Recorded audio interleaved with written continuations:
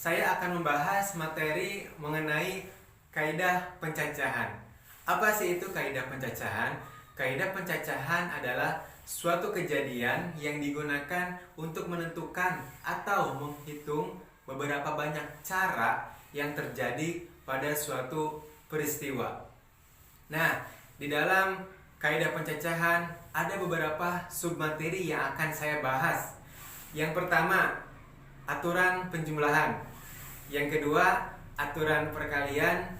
Dan yang ketiga, faktorial.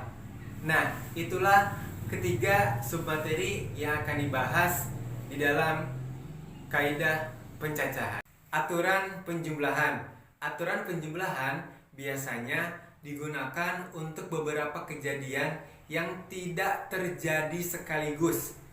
Ingat, yang tidak terjadi sekaligus. Artinya, yang terjadi hanya salah satu saja. Yang terjadi hanya salah satu saja. Atau bisa dibilang pilihan. Dan untuk aturan penjumlahan biasanya menggunakan kata hubung atau. Maksudnya apa? Maksudnya misalkan seperti ini. Saya memiliki 2 buah mobil, memiliki 3 buah sepeda. Lalu saya akan pergi ke sekolah. Apakah saya akan memakai semua kendaraan itu? Tidak kan? Harus memilih salah satunya. Nah, itu maksud dari aturan penjumlahan. Jika terdapat N peristiwa yang saling lepas, maka K1 banyak cara pada peristiwa pertama, K2 banyak cara pada peristiwa kedua, K3 banyak cara pada peristiwa ketiga, dan seterusnya sampai Kn, yaitu banyak cara pada peristiwa Kn. Kn ini apa maksudnya? Kn ini bisa 4, 5, bahkan sampai 50, tergantung nanti apa yang diketahuinya. Maka banyak cara untuk N buah peristiwa secara keseluruhan adalah K1 ditambah K2 ditambah K3 ditambah sampai ditambah Kn. Oke, kita langsung saja ke contoh soal. Di rumah Wati terdapat 3 jenis sepeda berbeda, 2 jenis sepeda motor berbeda, dan 2 mobil yang berbeda. Jika Wati ingin berpergian, ada berapa cara Wati menggunakan kendaraan yang ada di rumahnya? Oke, kita jawab. Setelah membaca soalnya, dapat disimpulkan bahwa K1 banyak cara menggunakan sepeda, sepedanya ada 3. K2 banyak cara menggunakan sepeda motornya ada 2. Dan K3 banyak cara menggunakan mobil, dan mobilnya ada 2. Perhatikan, pada kasus ini tidak mungkin Wati menggunakan ketiga jenis kendaraan sekaligus. Bayangkan saja jika Wati menggunakan ketiga jenis kendaraan sekaligus. Maka dapat disimpulkan banyak caranya adalah 3 ditambah 2 ditambah 2 sama dengan 7. Jadi ada 7 cara Wati menggunakan kendaraan yang ada di rumahnya. Selanjutnya, aturan perkalian. Aturan perkalian biasanya digunakan untuk menentukan beberapa kejadian yang semuanya harus terjadi sekaligus. Ingat, semuanya terjadi sekaligus. Jangan sampai tertukar dengan aturan penjumlahan. Dan biasanya untuk aturan perkalian menggunakan kata hubung dan. Bukan hanya itu saja. Untuk aturan perkalian dapat juga berupa aturan pengisian tempat atau bisa disebut dengan filling slot. Nah, filling slot ini umumnya digunakan dalam penyusunan bilangan. Untuk menggunakan filling slot bisa dimulai dari angka pertama terlebih dahulu. Atau bisa juga pada kasus tertentu dapat dimulai dari angka terakhir. Jika terdapat N unsur yang tersedia, maka K1 banyak cara untuk menyusun unsur pertama. K2 banyak cara untuk menyusun unsur kedua setelah unsur pertama tersusun. K3 banyak cara untuk menyusun unsur ketiga setelah unsur kedua tersusun. Dan seterusnya sampai Kn. Kn ini angkanya bisa belasan, puluhan, ratusan, bahkan puluhan ribu. Jadi Kn itu banyak cara untuk menyusun unsur ke N setelah unsur ke N1 tersusun. Maka banyak cara untuk menyusun N unsur yang tersedia adalah K1 dikali K2 dikali K3 dikali sampai kali Kn. Maksudnya bagaimana? Misalnya, saya memiliki 3 buah baju, 2 buah celana, dan 2 pasang sepatu. Semuanya bisa saya gunakan. Setelah menggunakan baju, saya bisa menggunakan celana dan bisa juga menggunakan sepatu. Nah, itulah maksud dari aturan perkalian.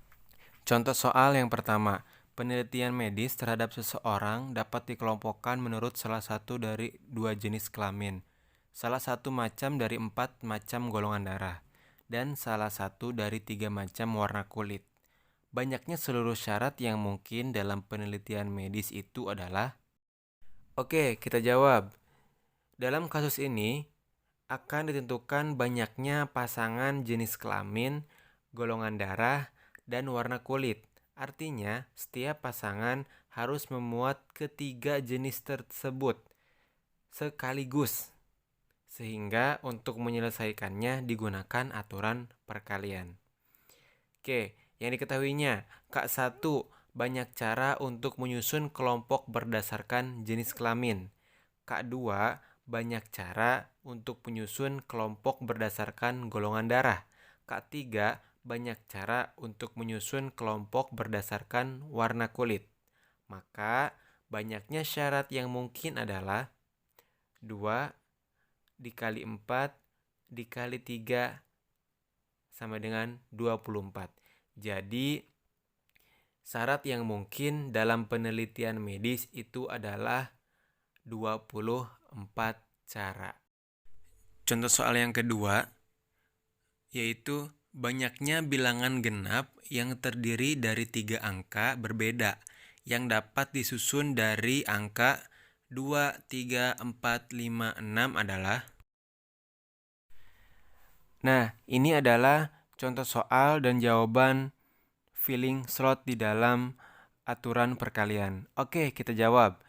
Agar bilangan yang disusun genap, maka angka satuannya haruslah genap. Nah, angka genap yang tersedia sesuai dengan soal adalah 2, 4, dan 6. Penggunaan filling slot pada kasus ini dimulai dari bilangan satuan terlebih dahulu. Oke, kita lihat. Angka satuan ada berapa coba? Ingat, jangan dilihat dari soal, tapi dilihat dari bilangan genap yang telah dipilih atau yang tersedia. Ya, ada 2, 4, dan 6. Berarti angka satuannya ada 3 pilihan, yaitu 2, 4, 6. Sesuai dengan soal bahwa bilangan genap itu terdiri dari 3 angka. Maka saya gunakan 3 buah kotak untuk memudahkan pengerjaannya.